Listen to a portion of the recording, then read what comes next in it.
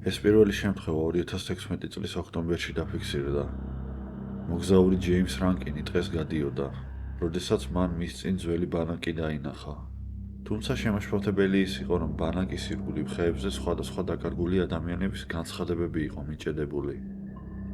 განცხადებები სრულიად რეალური იყო, ნამდვილი დაკარგული ადამიანების ფოტოებით, ამერიკის შეერთებული შტატების სხვადასხვა შტატებიდან. Okay, we're deep in the woods. Sort of, we're like on the border because like there's a side of the woods where there's people's houses. But I came to a trail that led to a trail that led to a trail up the hill. But I saw what looked like a fire pit. Now remember, we're still in the woods. We're still in the woods, right? I don't know what this is. Do you see the trees? Look at a white. Okay. I was like, okay, these are probably no trespassing signs, or maybe it's something for the wildlife or something. Look what these are.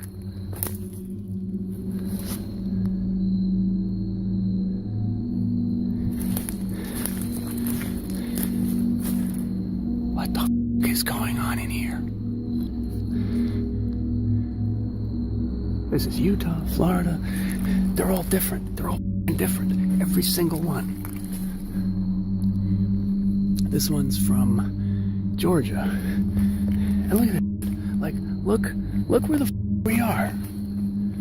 Who the does something like this? And we got this one. And this obviously, you could tell, these aren't new.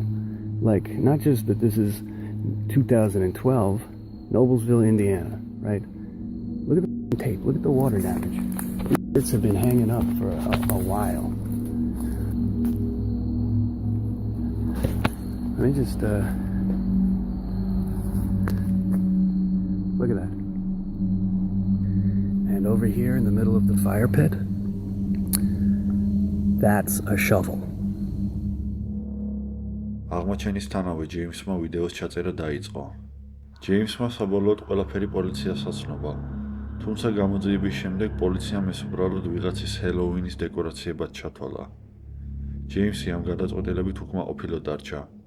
მისი აღმოჩენა 3 ოქტომბერს მოხდა და როგორც თვითონ ამბობს, პოსტერი ხეზე ახალი გაკრული ნამდვილად არ იყო. იმავე წლის ბოლოს ჯეიმსი ისევ დაბრუნდა ბანაკთან, მაგრამ ამჯერად მას მრავალი შესვლა აკრძალულის ნიშანი დახვდა. Okay, first of all, I am not violating any of these no trespassing signs. I'm simply not. I came here only to show you and get it on tape and leave. From here, we can see down there, that's the clearing. So anyway, what they've done, they printed out their own no trespassing signs. Homemade. I'm assuming these are all legally binding. I have no way of knowing, so I'm not taking any chances. You can see they attached them to the trees with ordinary masking tape. These aren't even laminated. This is posted, private property, no trespassing. Violators will be prosecuted. And we've got one there, one there, one there. რადგან პოლიციამ საქმე უკვე დახურა, აქ პრაქტიკულად ყველაფერი დასრულდა.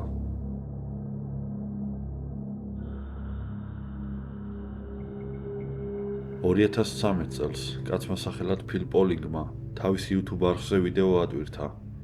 ვიდეოში ფილი გვიან ღამით მის უბანში იმყოფება ორეგანოს შტატში. ის ამტკიცებდა, რომ ცოტა ხნით ადრე გარედან უცნაური ხმები მოესმა. ამიტომაც გავიდა სახლიდან. როცა მისი სახლიდან დაახლოებით 60 მეტრით დაშორებულ ტყეს მიუახლოვდა, ისევ იგივე ხმები მოესმა და ზუსტად მაშინ დაიწყო ვიდეოს ჩაწერა. January 21st, about 11 p.m. I'm a couple hundred feet from my house, and you hear it going off in the background right now. Kind of sounds weird. Kind of sounds doggish, hyena-ish.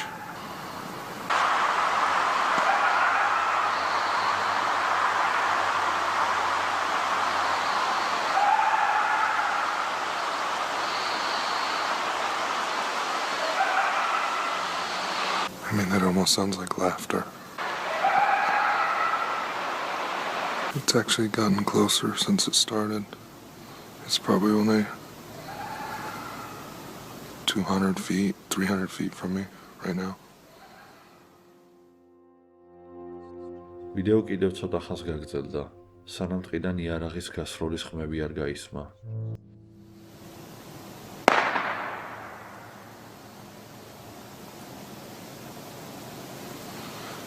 I think that was a gunshot.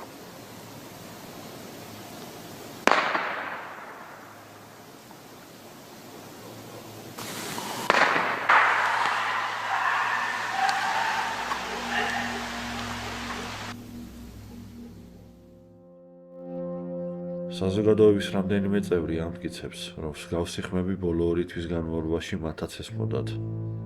მაგრამ რა იწვევდა ამ ხმებს, ეს დღემდე გაურკვეველია.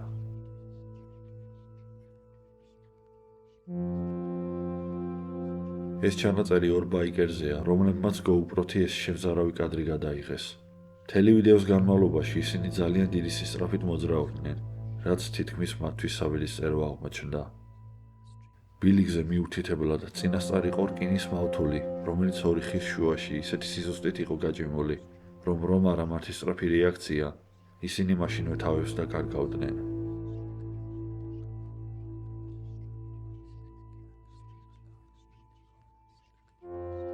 საბედნიეროდ წინ მიმავალმა ბაიკერმა მავთული შეამჩნია და დროულად მოახერხა დამუხრუჭება.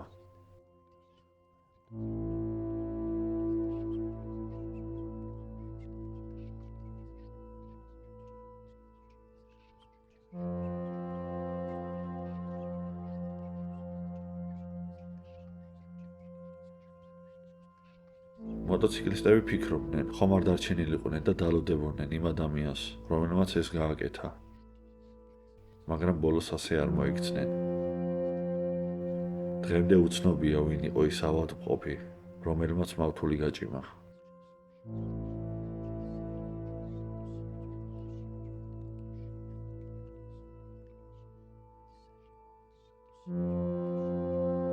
მარკ ანდრე იყო ადამიანი, რომელმაც თავისი კარიერა ჩრდილოეთ კალიფორნიის უღრანი ტყეების გამოკვლევას მიუძღვნა.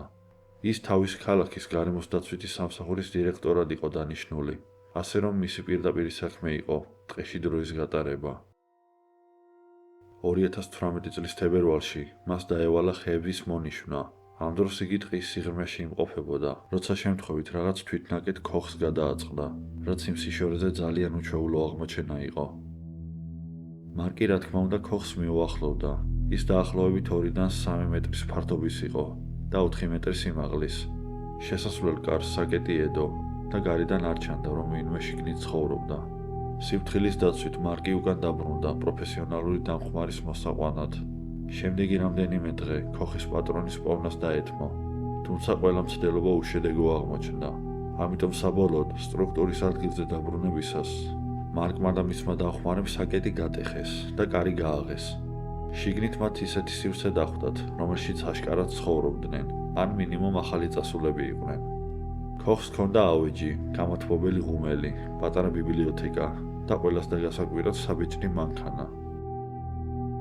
თაროების სავსე იყო საკვების ქილებით და კონსერვებით, მაგრამ ყველაფრის დათვალიერების მიუხედავად, მე პატრონის იდენტიფიცირება ვერ მოხერხდა. რადგან ქოხი უკანონოდაა აშენებული, მათ სხვა გზა არ დარჩათ. კარზე დატოვეს გამოსახლების შეტყობინება და ადგილი დატოვეს. რამდენიმე დღის შემდეგ აღსრულების ბიურო დაბრუნდა, რათა პროცედურა დაესრულებინა, მაგრამ იქ აღარაფერი იყო. ქოხი სრულიად გამქრალი იყო. ფლობელი, ვინც არ უნდა ყოფილიყო, მან მთლიანად დაშალა ნაგებობა. ერთადერთი რაც ადგილზე იყო დატოვებული, იყო მიწაზე ნახშირით დახატული უსახლკაროდ ცხოვრებლების სიმბოლო. ამაზე დაყრდნობით ბევრმა ივარაუდა, რომ მე პატრონზე დევნა იყო დაწყებული და ტყეში ზუსტად ამიტომ ცხოვრობდა სრულიად მარტო, ცივილიზაციისგან შორს. თუმცა ეს თეორიაც არა ბოლომდე დადასტურებული. დღემდე ქოხის ნამდვილი მე პატრონის ვინაობა უცნობია.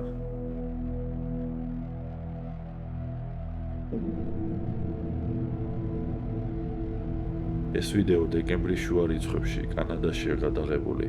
ვიდეოში ისმის შემზარავი ხმა, რომელიც მთელ ტყეში ვრცელდება. ამ ვიდეოზე ბევრმა თქვა, რომ მსგავს არასდროს შესწრებიან. What that is? I don't know. Scary shit.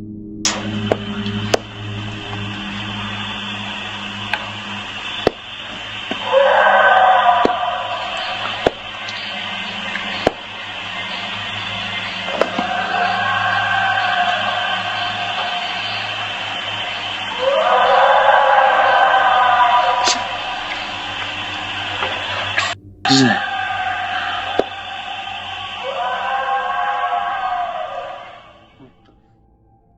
ერთმა კომენტარმა შემოგთავაზა, რომ ეს შესაძლოა მგელი ყოფილიყო, რომელიც ან ხაფანგში გაიჭედა, ან თავის მახლოვან მიატოვა.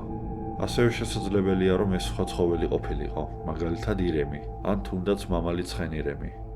თუმცა არც ერთი თეორია დადასტურებული არ არის.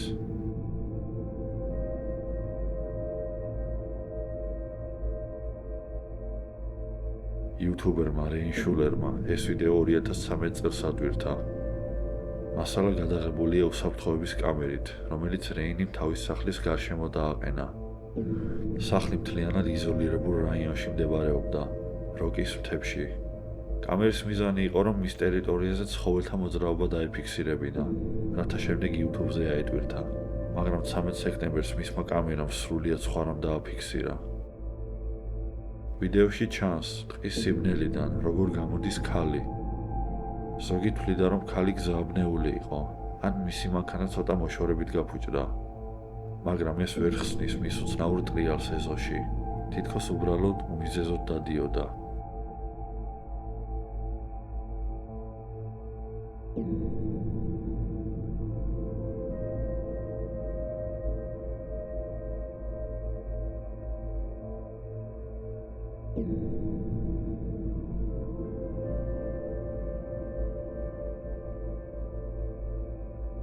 რამდენიმე წუთის შემდეგ ჩანს ქალი, როგორ შედის უკან ტყეში.